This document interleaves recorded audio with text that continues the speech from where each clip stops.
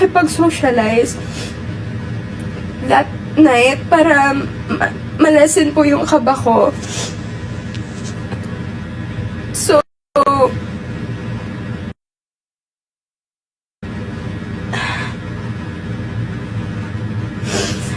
nung paggising ko po, I tried my best to calm myself. Nag-meditate po ako. Nagbabasa po ako ng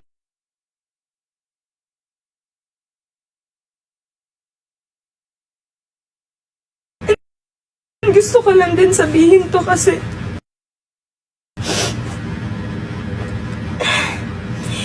sa mga nababasa ko din po na messages lately, hindi po nila alam yung mga pinagdadaanan po namin dito. Sobrang hirap po, lalo na po pag malayo po kami sa pamilya namin. Yung pressure na namumuo sa sarili po namin, the standard, kahit po sabihin namin na just be yourself, syempre we have to strive harder para makapagbigay ng magandang performance. 2 years na po ako nagsasuffer sa anxiety and stage fright, and I'm doing my best, guys.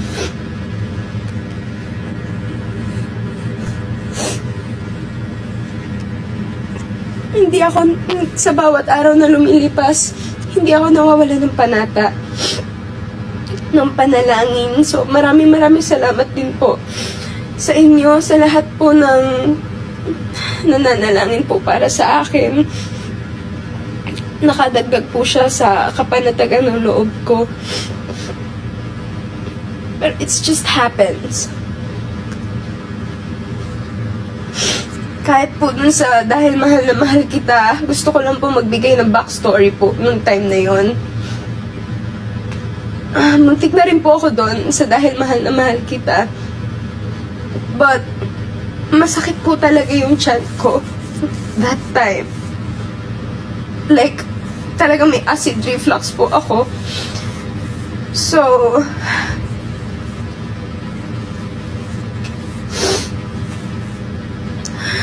ganun po talaga. Sakit po siya na talagang pinipilit ko pong harapin. And I'm still proud of myself na I can still perform kahit po may stage fright po ako. Simula nung MediaCon pa lang, sinabi ko na po na may stage fright po ako and all. I'm still thankful po sa Ama, sa mga tao na nakasuporta sa akin kasi alam ko pong sila din po yung nagbibigay ng lakas ng loob ko sa akin. Kaya gusto ko lang din ibigay yung pasasalamat ko sa inyo. Kasi kahit maraming nagme-message sa akin na hindi sila nagiging sensitive sa akin, maraming salamat kasi thank you so much kasi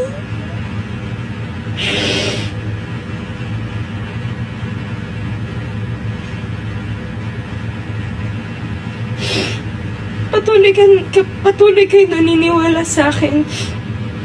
And I know hindi ito yung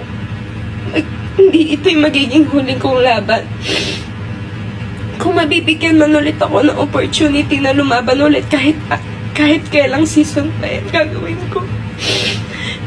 Ipapangako ko na magiging maayos ako, magiging mas maganda yung performance ko, wala nang anxiety.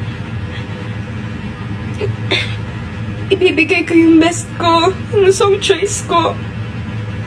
Aayusin ko, guys. Just wait for me and I'll be better. Okay? I love you all.